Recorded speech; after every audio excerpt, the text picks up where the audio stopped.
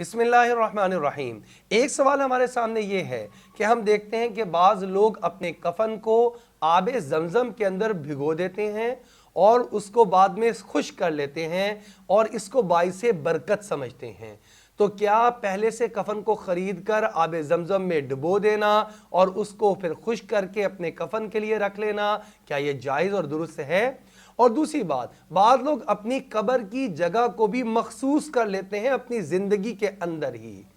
मिसाल के तौर पर अपने वालिद और वालदा की कब्र के नज़दीक कोई जगह मुतय्यन कर देते हैं, उसका इहाता बना देते हैं, कोई चार दीवारी कर देते हैं, अलामत रख देते हैं। तो क्या अपनी ज़िंदगी में ही हमें अपनी कब्र की जगह मखसूस करने की इजाज़त है, हालांकि हमें यह नहीं पता कि हमारी मौत किस जगह पर आएगी? इसका जवाब समाअत फरमा लीजिए कि आबे ज़मज़म से अपने कफन को धोना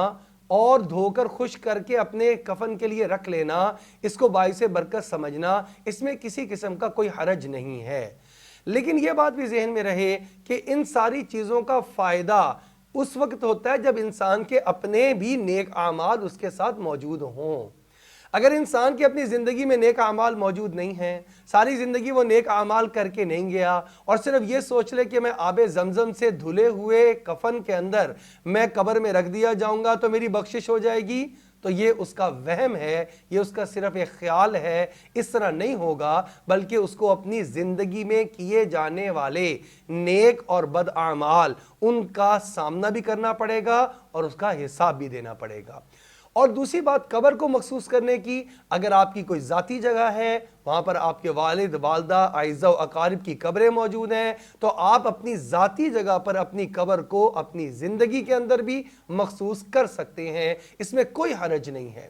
लेकिन अगर कोई वक्फ जगह है, ऐसा कब्रिस्तान है कि जो कि आपका ज़ाती मलकियत नहीं है, आपकी ज़मीन के अंदर वो नहीं है, वहाँ पर अपनी जगह को मखसूस कर लेना ये लोगों का हक मारना है, इसकी इजाज़त नहीं है। अल्लाह जल्ल शानु से दुआ है अल्लाह रब्बुल इज़्ज़त हमें दीन के मुताबिक तमाम ज़िंदगी गुजारने की तौफीक अता